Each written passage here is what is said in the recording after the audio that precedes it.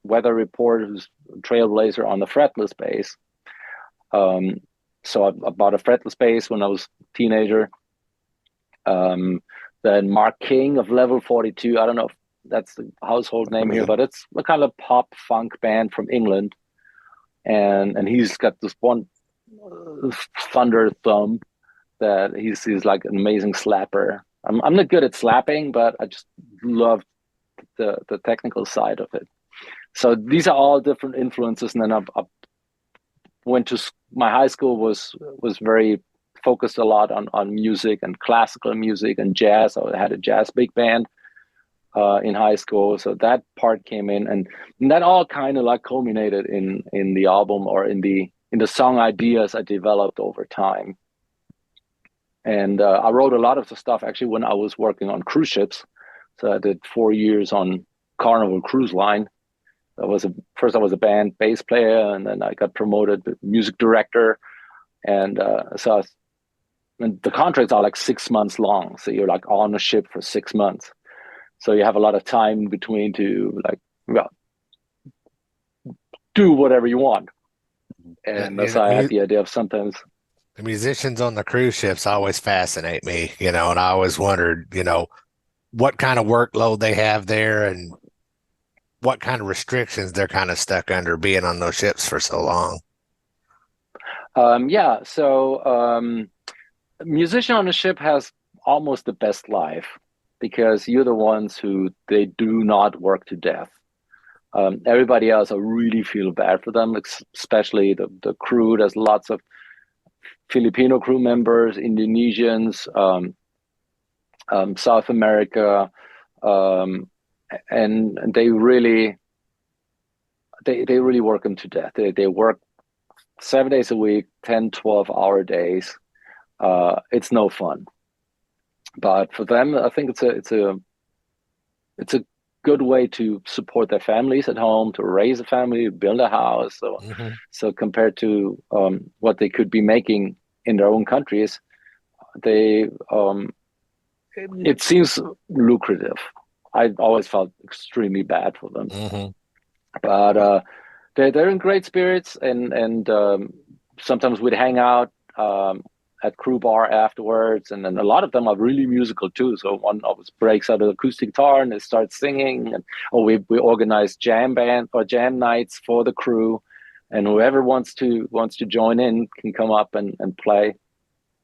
So there's a certain camaraderie that develops over time, especially when you're somewhere for like such an extended period of time. My first contract was out of Sydney, Australia. And we were cruising all down the South Pacific, Fiji, Tahiti, Bora Bora, all these horrible places. And I was about to say, it sounds horrible. Looks like your background. Yeah. So it looks like Alan's background. Yeah. And so we, especially at that ship, we grew together really close, and I had a good time. As a musician, it's very interesting because you play a lot. And I always say that the musician is one of the few jobs that somebody has on a cruise ship who does the job for the job. I think most other jobs on the ship, they need to do a job, and then that was available. And so that's what they started doing. But we're there because really we want to play. So we actually have quite a motivation for wanting to be there, and so it's definitely an experience. Me personally, I should have done it when I was younger. I was already touching my 40s when I got into it. A lot of them do it in their 20s. A guitar player that I met, for instance, who's now a really good friend of mine. He's also here in Nashville now. Great studio session player. Nicky V. Hines is his name. He's now in the country band Shenandoah. But I met him on my very first cruise ship contract out of Australia. And he basically paid off his student loan debt with working on cruise ships. He went to school at Musicians Institute in Hollywood for guitar. He graduated there, and then he went straight to cruise ships and just worked his butt off for 4 years. And now he's here in Nashville and really successful guitar player. It's almost makes you jealous. But he deserves all the success he has, and I think he did it right. He did it right in his early to mid 20s. Had a lot of experience, had a lot of time playing, had a lot of fun, and that's a fantastic time. And it's the best to do it when you don't have any ties on land, so you don't have any car payments or uh, or renting an apartment or anything, because you don't need it. Everything's taken care of. You live there for 6 months, 7 months, and just pocket the money. So it's an interesting concept. Very cool. Hey, Martin, how did you go from being on a cruise ship to being the bassist in Accept? That has to be some kind of a ride there. Yeah, it was an extremely. I have a hair in front of me. I'm so sorry. This is why I keep poking my face. I think I got it. I finally took a shower, so that's why I'm hair's fine. Thanks, man. Absolutely, anytime for you guys.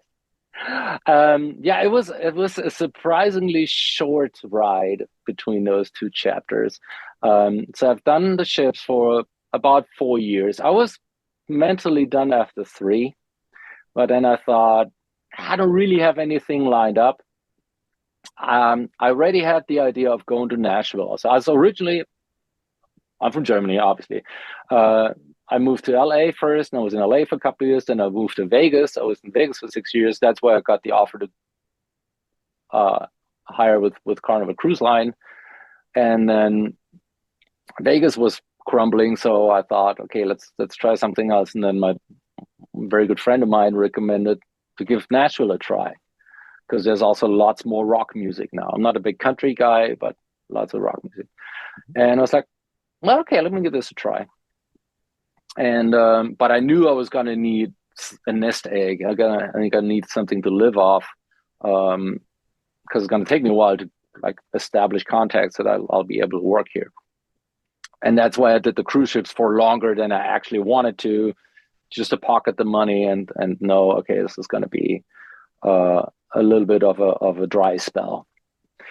But yeah, interestingly enough, I was done with cruise ships in, I think it was like October 2018, and I was just done. I was like in the Nashville area for a month, and then all of a sudden, a really good friend of mine, Jimmy Palmer is his name. He was the guitar tech for Uli John Roth from the Scorpions. We've done 3 tours together, and we became really good friends. And he's a big Accept fan. He's a big Uli John Roth fan. Scorpion. He loves German metal, and so I'm in Nashville. I'm kind of like trying to plan my steps, and he calls me up and says, "Hey man, have you heard Peter Baltus just announced that he's leaving Accept?"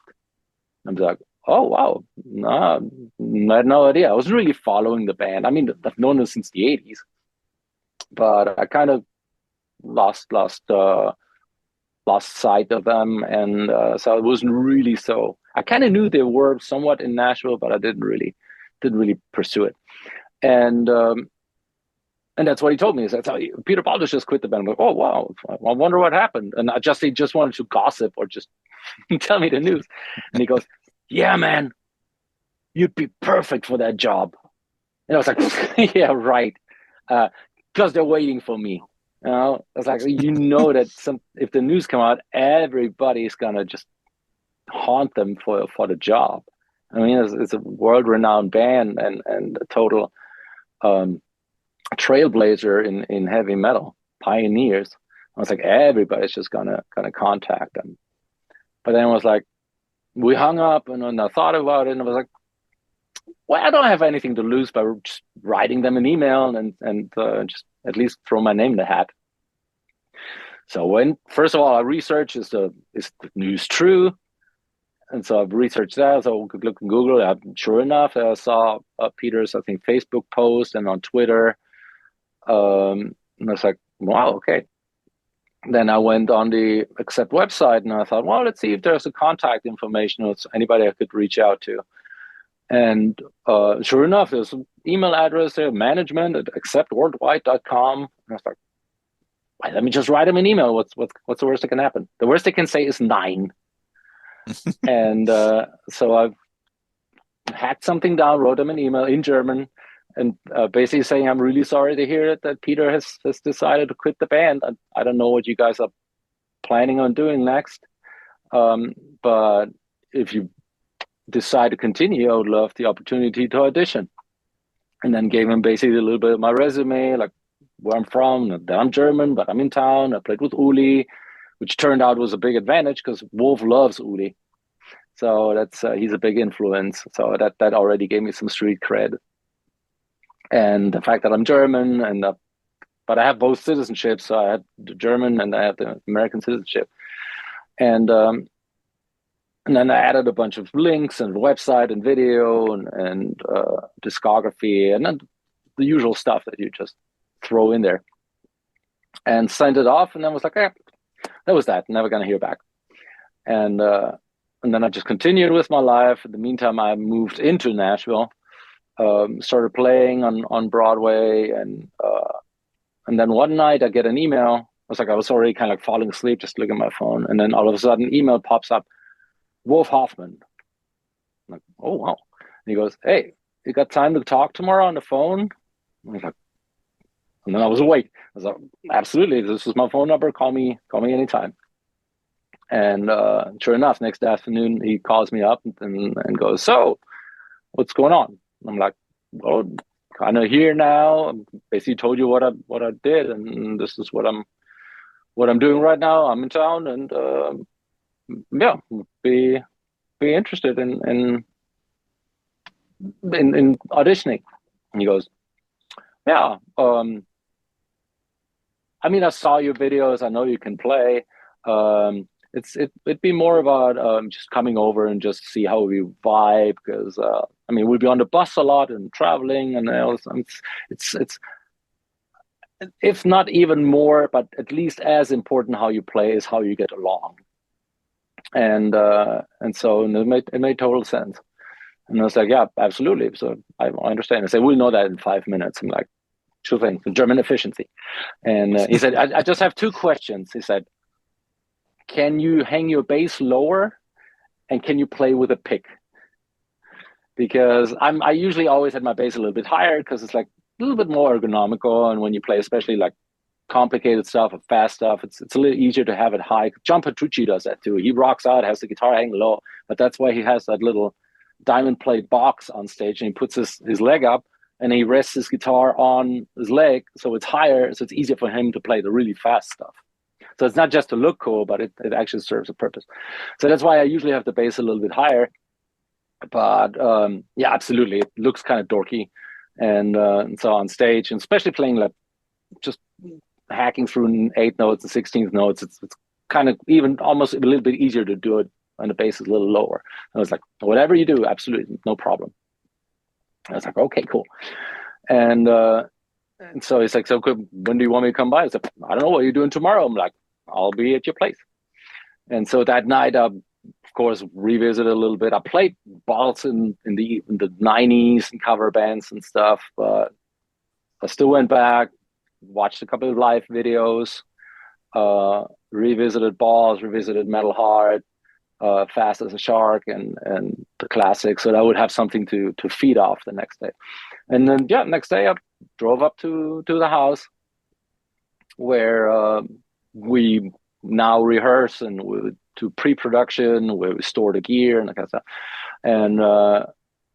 And so I get there, and look, the door opens, there's Wolf Hoffman, like a tiny bit taller than me, and he's like, hey, cool, come in. And start sitting down, chatting, and just kind of like, it's almost like nothing, like we've almost known each other. There was no real distance. So I think that the German culture definitely helped. But also what also helped a little bit was the fact that I wasn't really a super fan. So I kind of more saw it as really a job interview. So I was not particularly starstruck. I have tremendous respect for him. But I thought, well, yeah, this is a job, a really cool job. But so you go in and you want to be on eye level in terms of like how you communicate with each other. And so yeah, we just sat down, we just chatted, and he asked me, so what are you doing right now? And at that time, I was like practicing a song by Extreme, Cupid's Dead, and I was like in the middle of practicing that, and so I showed him that a little bit, what I did, and he picked it up right away and played along. And then he showed me a few of his demo ideas he was working on, and we jammed, and then he pulled up a live recording of balls, and then we played along, and it's like, oh, okay, well, he really knows the song. And so he said, we will know within 5 minutes if we gel or not. And so I ended up being there for over 2 hours just chatting. So that was a really good sign. And and then he said, well, okay, cool, so we feels good. So I would say, let me send you some songs, some like how we play them live, like the actual arrangements, us multi-tracks, because if we record every song every night in multi-track, so that way you can go back and re-listen and critique, and if there's a really good version of how we played it, then that might end up on a live album or whatever. So he has every song in individual tracks, so we can basically rehearse with the entire band, even if maybe just half the band is there. So they gave me those tracks. I was really able to hear how Peter played, what he sang, his backup vocals, what the arrangements are, what the drums do. And then a week later, I said, okay, we're going to get together and play them. And so for the entire week, I didn't do anything but just cram these songs in. So I wanted to be like perfect. And so next week came, and then we met up there. So Christopher was there. We met for the first time. And then we started playing, and I was like performing like I was on stage, like standing, like having this live stance, singing, and playing all the parts, how he gave them to me, and just try to bring my A game.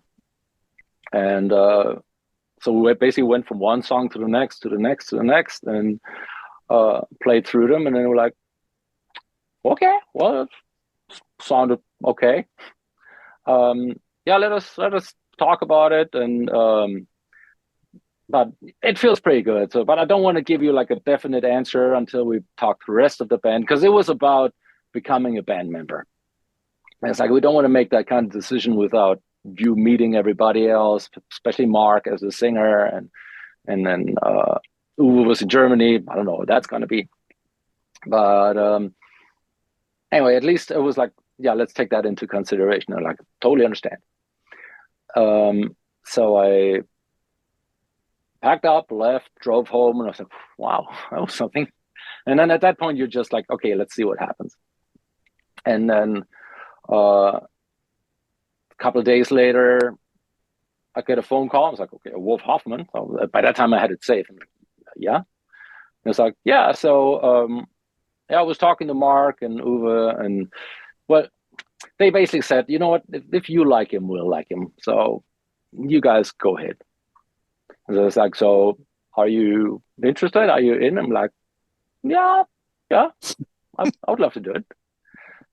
I think I can dig it. So like super cool. It's like, okay, well, then we'll talk about details and everything, but I just want to make that sure. And congratulations. I'm like, cool, man, thanks, awesome, looking forward to it. That's great. Like, okay, bye, and then bye, and then so it's playing it super cool. It's like, yeah, okay, all right.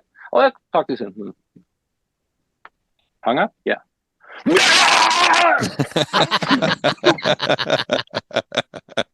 That's awesome. So like jumping around like crazy, and and that's how that happened. So it was literally like I always say, it's like right place, right time. That's perfect. I just happened to be in Nashville, and that just happened. It was like a perfect. I would say it's just a perfect coincidence how this all came together. Wow. But the interesting thing was afterwards that they had already booked the tour the symphonic territories. They already played what they did in 2017 at Wacken, the big German festival, where they played like half the material accept songs and half the material classical songs, but as a rock band together with the symphonic orchestra. So it was basically a mix between Wolf's two solo albums and the accept material. Nice. So they had done that with a symphonic orchestra, and then they had the plan of actually taking it on the road and doing a whole European tour with it. But that was already like planned and booked and had to be organized. And so they found another bass player on the interim who was going to play the tour. And so that's how they explained it to me. It's like, look, we had got somebody already. He's like ready to go. We rehearsed with him. But the record company wanted a German bass player. They wanted the band to be still mostly German. And that's why they couldn't have the other bass player as a permanent member, because he was American. But that was part of the deal, apparently. That's how I was told. And I was like, okay, well, that's cool. You guys do that. In the meantime, I'll learn your material. I'll have a lot of time. I'll get like in shape. I'll get ready for the rock show. And then when the time comes, when the orchestra stuff's over and we start playing as classic accept again, then yeah, they said they're going to introduce me, and then I'll start being on stage. I'm like, cool, let's do it. And then a little time went by, and then I get a phone call, and they say, hey, something happened. The other bass player can't make it. Would you be able to play the orchestra show? And by that time, there was like 2 weeks left. And we're talking about 2 hours of a solid show, half of it accept stuff, which is already like difficult enough to learn all the songs. But then the other half, Beethoven, Mozart, Chopin, Tchaikovsky, in rock arrangements. And I'm like, well, I cannot say no. And but the advantage was that my first tour with Uli John Roth was very similar. It was kind of like a very similar situation. I was in Los Angeles, and I get a phone call. A friend of mine, a bass player from Germany, who has played with Uli in Germany. He knew I was in LA, and Uli's bass player dropped out, and he couldn't do it. And so he recommended me. And so Uli calls me up and says, yeah, I'd like to hire you for the tour. And I go, I would love to do it, but I can't, because I need to leave the country. It was towards the end of my visitor visa, and so I cannot overstay that. I'm not gonna risk that. And he said, what if we get you an artist visa? And I'm like, well, if you can swing that, that's up to you. I mean, I have time. I'm just saying legally, I don't want to get myself into a predicament, because it was my goal at that time. I knew that I wanted to live in the United States, that was going to be my new home. And it's like, okay, let me talk to lawyers and everybody, and we'll make it happen. And literally within a week, I got the invitation. I had to fly back to Munich. I had to go to the American consulate, the embassy, go through an interview process to get like a last minute emergency visa process, and so that I could fly back. And then at that time we had 5 days to rehearse the material. So same thing, very similar concept, very similar time frame, length of show, and so I had to learn like two hours of material in like 2 weeks, including flying between 2 continents and getting the visa stuff taken care of. So I knew I can do it.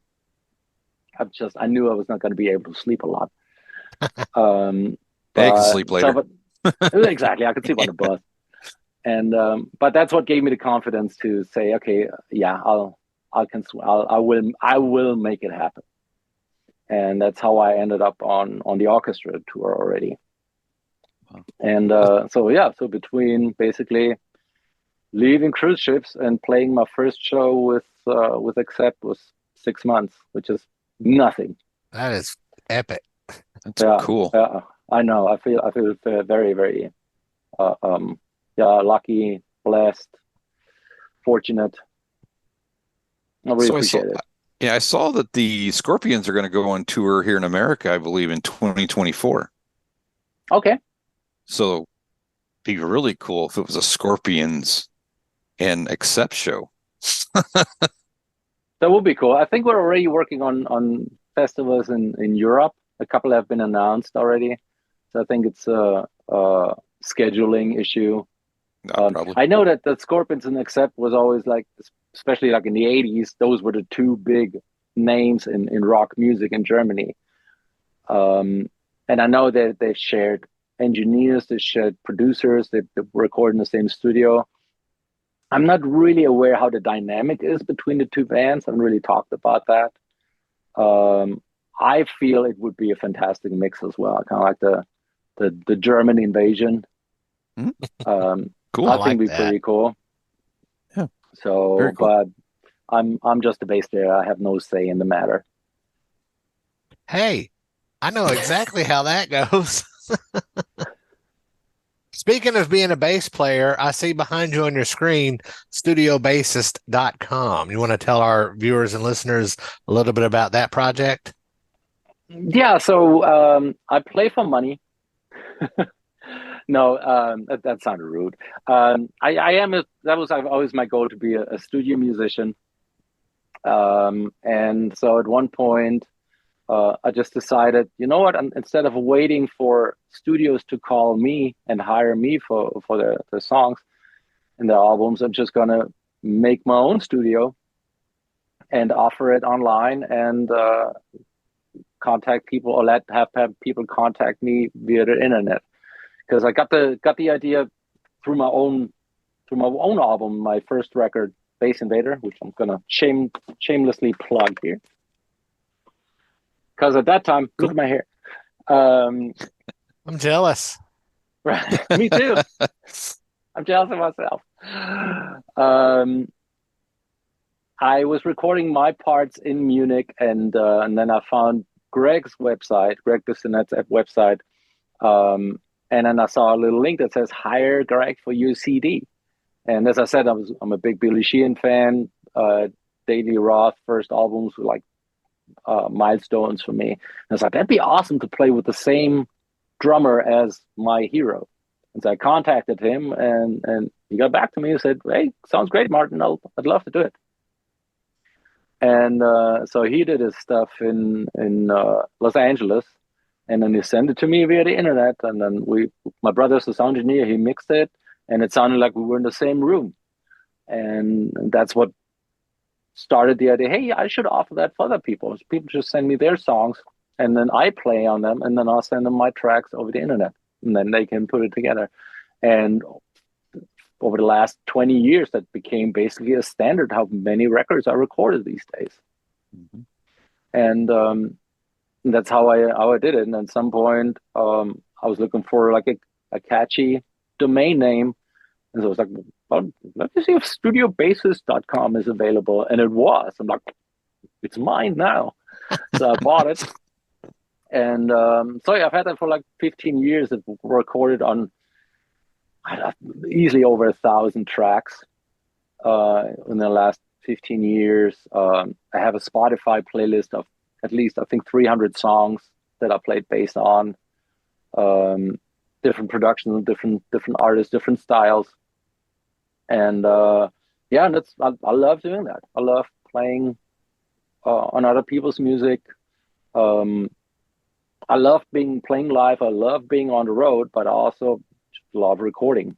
And very often I also do it on the road. Actually, I have a mobile recording setup where I go just straight into a good audio interface losing my ear, into my laptop, and then I can basically record wherever I am. And yeah, that's a pretty good leg to stand on that I'm doing. And so yeah, if any of your viewers has some songs and need some bass, and there you go. hint, Martin, hint. thanks.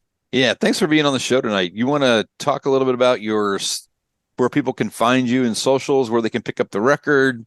Obviously, we've plugged the studiobassist.com a couple of times. So Thank you so much. Yeah, so definitely that. MartinMotnik.com is my official website. That's also what uh, the web shop is, where I sell like the vinyl, and I also do something that to make it a little bit more personal. I make personalized shirts where you give me your name, and then I write on there, my name is, like for say, my name is Alan, and I'm a dream chaser, and then it basically looks like that. You can order that through the website, and then just the album itself, and we kind of didn't even go through like what I feel like is the best part of it is all these people that play solos on it. Joe Satriani, Wolf Hoffman, Bruce Kulick, Frank Gambale, Trav Lukather, Steve Son, Andy Timmons, Matthias Eklund, Tim Tucker, Jennifer Batten, Derek Sherinian. They all play solos on it. So epic. I've used the word epic twice tonight. You did. It's not something you usually say. It is not. It is not. That's a new word for him. I'm pretty proud. It was definitely the advantage of COVID, everybody being at home. Otherwise, I don't think that they would have all been available and happy to do it. But hey, sometimes you have to look at the opportunities that certain situations also present. But yeah, so that's that. And then my name is really unique, Martin Motnik. I think there's only one in the world, actually. So if you go on Google and Google me, you'll also find me on all the socials: Facebook, Instagram, YouTube, Rumble, Locals. So anywhere, and yeah, connect. I love the direct interaction with people. I try to get back to everybody's messages, and I love doing that. I'm just really thankful to be able to do what I love and love what I do, and also thanks to you guys for having me on here and for promoting music. I mean, you guys are basically today's radio, and you're the ones that share music to the world now. And so I really want to thank you for doing what you're doing. Thanks. Right You're on. welcome. Well, thanks again. Y'all visit agesofrock.com. Check out our past episodes and social media links. And until next time, y'all peace out.